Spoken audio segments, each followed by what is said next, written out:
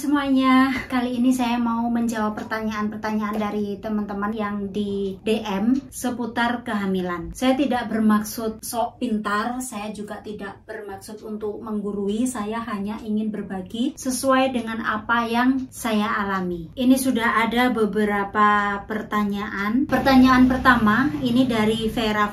Halo Mbak Eni, suka lihat kontennya, selalu lihat semuanya. Semoga kehamilan anak sehat sampai didiknya lahir dengan selamat, ibunya sehat. Amin, makasih doanya ya. Saya juga lagi hamil Mbak. Selamat atas kehamilannya, semoga lancar, sehat sampai lahiran nanti ya. Apa Mbak Eni bisa makan? Maksudnya doyan makan. Kok bisa ya jalan-jalan? Saya kok di kamar terus ngos-ngosan, cepet capek. Saya bisa makan. Saya termasuk perempuan yang beruntung. Di saat hamil ini saya masih bisa makan, saya masih bisa aktivitas ya, walaupun tidak seperti sebelum hamil. Saya juga mengalami morning sickness. Yang saya alami itu waktu malam. Ketika mau makan malam itu rasanya kepala saya ini pusing, terus gak minat untuk makan, tapi gak parah. Saya masih bisa makan walaupun sedikit. Saya masih bisa jalan-jalan. Kalau jalan-jalan dengan jarak yang jauh kayak kapan hari itu jalan-jalan ke pasar yang berdebu itu ya lumayan jauh, saya kan capek, saya minta berhenti gitu, istirahat sebentar kemudian lanjut jalan-jalan. Memang setiap ibu hamil itu beda-beda ya. Ada yang mengalami morning sickness sangat parah, ada yang tidak sama sekali. Kalau orang-orang bilang itu istilahnya hamil kebo, dan saya ini yang di atasnya kebo gitu, jadi masih mengalami morning sickness. Buat teman-teman yang hamil muda, banyak yang mengalami morning sickness, itu wajar-wajar saja, nggak usah khawatir. Di trimester pertama memang begitu, cepat lelah, menu makanan suka pilih-pilih, atau bahkan nggak nafsu.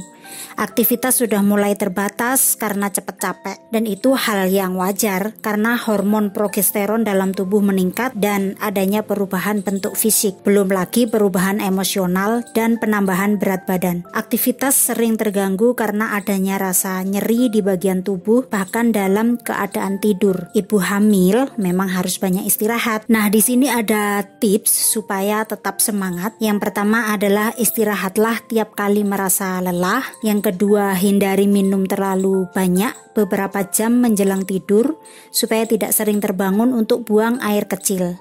Yang ketiga, mengonsumsi makanan atau camilan sehat dalam porsi kecil setiap beberapa jam. Yang keempat, perbanyak buah dan sayur, lalu batasi makanan manis, asin, dan junk food. Yang kelima, lakukan olahraga ringan setiap hari, misalnya jalan kaki, sesuai dengan kemampuan. Nah, untuk Vera ini semoga morning sickness-nya nggak berkelanjutan sampai melahirkan nanti ya, karena ada loh ibu hamil yang mengalami morning sickness dari trimester pertama sampai melahirkan. Semoga saja ini tidak terjadi. Pertanyaan selanjutnya dari Agung Purwanti. Ada 4 pertanyaan ini. Nomor 1, nanti babynya berarti jadi warga negara India ya Mbak? Saya sih berharap jadi warga negara Indonesia, tapi kan kalau anak campuran kan diberi kebebasan atau diberi kewarganegaraan ganda sampai nanti umur 17 atau 18 tahun. Nah, nanti dianya sendiri yang akan memilih mau jadi warga negara Indonesia atau mau jadi warga negara India, biar dia yang memilih. Apapun pilihannya, saya nggak ada masalah. Yang kedua, kalau ngurus-ngurus persyaratan buat lahiran gitu susah nggak Mbak kalau di India? Apa ada asuransi atau semacam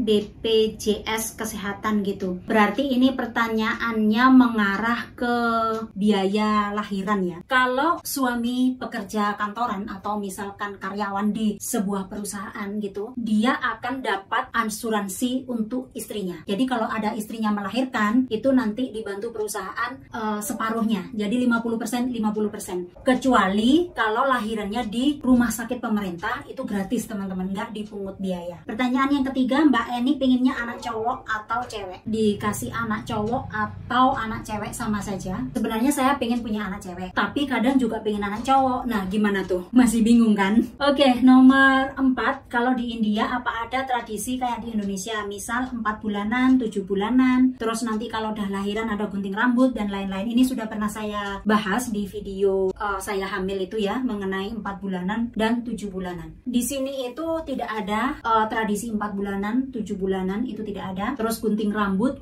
juga biasa saja ya, pergi ke tukang potong rambut ya, dipotong di sana, udah dibawa pulang gitu aja. Nggak ada tradisi-tradisi yang spesial gitu, nggak ada. Pertanyaan selanjutnya dari Inggar Ayang Sari. Halo Mbak, mau tanya, selama menunggu kehamilan, apa pernah cek kesehatan suami istri sebelumnya? Jujur, saya dan suami tidak pernah cek kesehatan, karena saya yakin dengan diri saya sendiri bahwa saya sehat, dan saya yakin suami saya juga sehat. Kami memang program hamil secara mandiri. Yang ada dalam pikiran saya itu, saya yakin bahwa suatu saat nanti saya bisa hamil. Itu aja. Pertanyaan selanjutnya dari Purnama 61. Mbak, minum ramuan tertentu nggak biar bisa hamil? Aku pejuang garis 2, mohon bagi ilmunya. Oke, untuk promil mandiri saya sudah membuat videonya ya, silahkan diacak-acak video saya sebelumnya. Dan untuk ramuan, saya tidak pernah minum ramuan. Semoga Purnama 61 segera mendapat momongan, segera mendapatkan garis 2. Saya hanya ingin memberikan informasi. Nah, ini saya ada obat sebulan sebelum saya hamil. Saya minum obat ini dan minum ini. Ini itu folic acid ya, Fol 1, 2, 3. Ini asam folat berbentuk kapsul seperti ini. Jadi saya minum ini. Terus yang kedua saya minum ini. Ini vitamin D3 oral solution ini teman-teman ya. Ini sirup rasanya butterscotch. Dalamnya segini, botolnya kecil banget ya.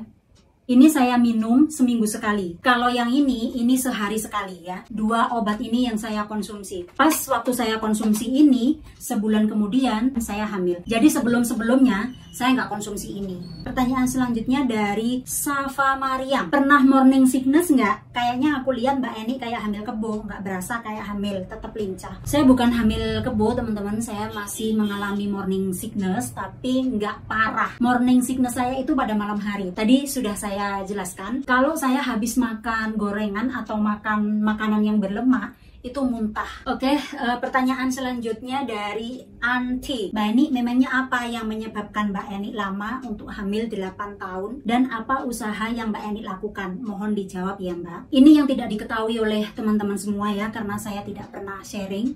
Saya berpikir ini akan saya simpan sendiri sebagai rahasia pribadi.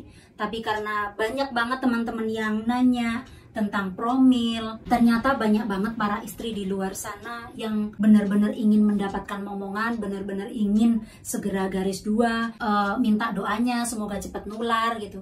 Oke, sekarang saya mau jelaskan sedikit ya kenapa saya lama nggak hamil sampai nunggu 8 tahun. Yang pertama itu saya sudah bilang ke video-video sebelumnya bahwa saya memang menunda dulu, tapi saya nggak pernah cerita ke teman-teman berapa tahun saya menunda. 2 tahun, 3 tahun, 4 tahun, 5 tahun, saya nggak pernah cerita. Awalnya memang saya berpikir untuk menunda 2 tahun, tapi saya merasa 2 tahun itu belum cukup untuk beradaptasi di India, untuk memahami karakter suami dan bla bla bla. Akhirnya saya nambah setahun lagi gitu, berarti kan 3 tahun. Nah, dalam jangka waktu 3 tahun ini ternyata saya masih repot mondar-mandir ngurus dokumen dan bla bla bla supaya saya bisa tinggal di India ini tanpa harus perpanjang visa per tahun.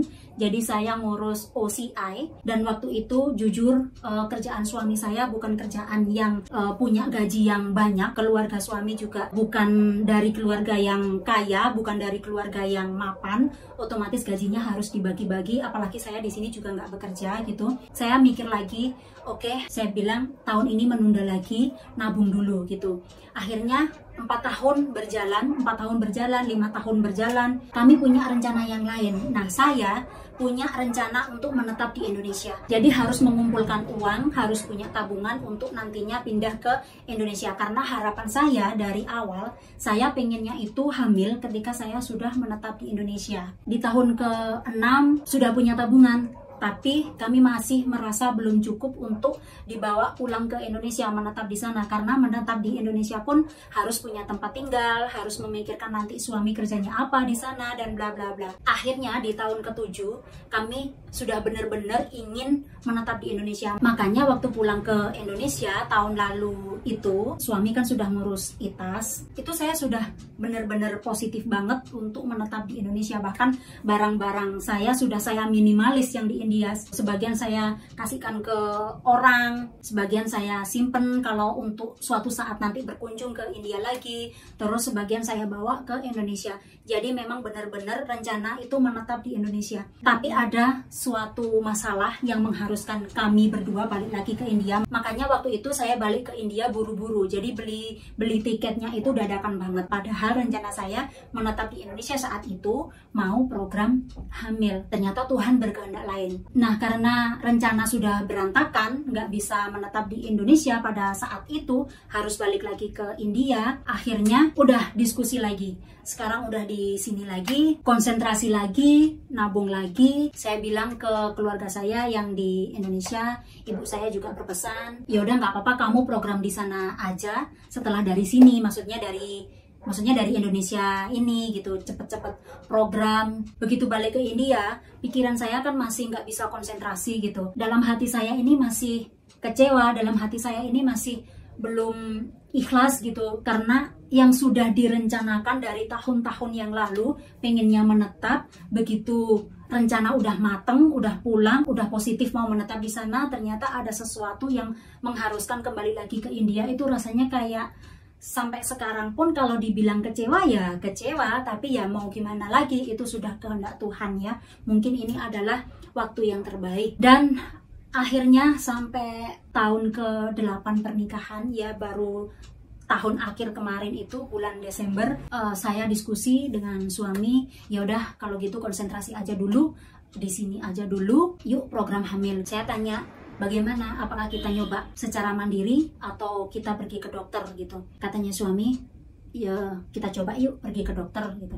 Nah, akhirnya beberapa hari kemudian kami berdua pergi ke dokter. Akhirnya si dokternya bilang, ya udah konsumsi asam folat sama vitamin ini gitu ya, 2 resep obat yang tadi. Setelah konsumsi 1 bulan gitu, di bulan Januarinya saya sudah garis 2. Nah, itu tuh rasanya kayak mimpi gitu. Ada saat-saat tertentu yang memang saya itu down banget ya, dengan perkataan-perkataan orang, komentar-komentar orang yang mengatakan bahwa saya mandul, yang menyuruh saya untuk bercerai karena nggak bisa punya anak dan bla bla bla. Itu rasanya di hati ini tuh sakit banget gitu. Mereka nggak tahu apa yang saya rasakan, mereka nggak tahu apa yang sedang saya alami, tapi mereka komentarnya seperti itu gitu. Jadi sekarang saya sudah ikhlas, Tuhan sudah memberikan anugerah ini yang terbaik, dan ini adalah waktu yang tepat, saat yang tepat. Ketika saya benar-benar siap, Tuhan benar-benar memberikan anugerah yang terindah ini. Itulah ceritanya kenapa saya sampai 8 tahun baru hamil. Jadi perjalanan hidup saya itu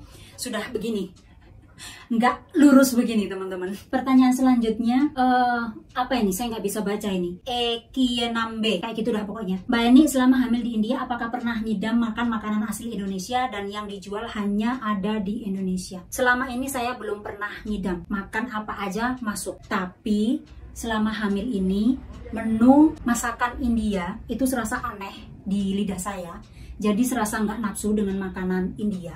Nafsunya itu malah masakan Indonesia. Jadi setiap hari itu saya masak buat saya sendiri menu Indonesia. Nah, di sini saya akan memberikan tips untuk teman-teman yang mengalami morning sickness parah atau yang sering muntah-muntah. Saya punya obat dari dokter untuk mengatasi rasa mual. Kalau saya mual, saya minum obat itu. Tapi selain obat, ada beberapa cara untuk mengatasi rasa mual itu. Nah, saya akan memberikan tips ini. Ini juga saya praktekkan ke diri saya sendiri selama hamil trimester pertama ya. Semoga ini bisa membantu teman-teman juga. Cara mengatasi mual saat hamil, yang pertama, menghindari makanan yang memicu mual. Misalnya makanan pedas, asam, atau berlemak. Yang kedua, mencukupi waktu istirahat. Waktu tidur yang berkualitas itu sekitar 7-9 jam. Yang ketiga, hindari berbaring setelah makan.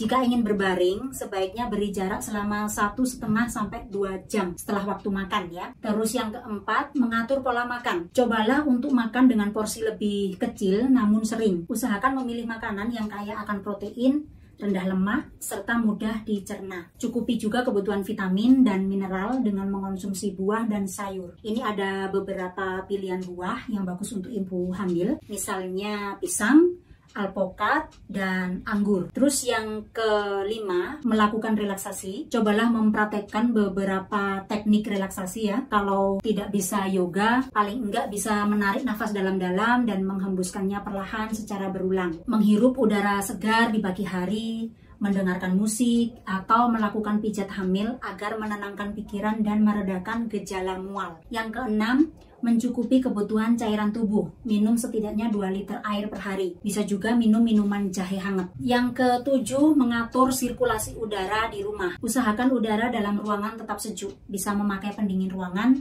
atau membuka jendela supaya bisa menghirup udara segar. Yang kedelapan, yang terakhir, mengkonsumsi camilan sehat. Usahakan perut jangan sampai kosong. Nah, itu tadi tips cara mengatasi mual saat hamil ya. Oke, teman-teman, saya rasa udah cukup ya. Sampai ketemu lagi di vlog selanjutnya. Bye-bye!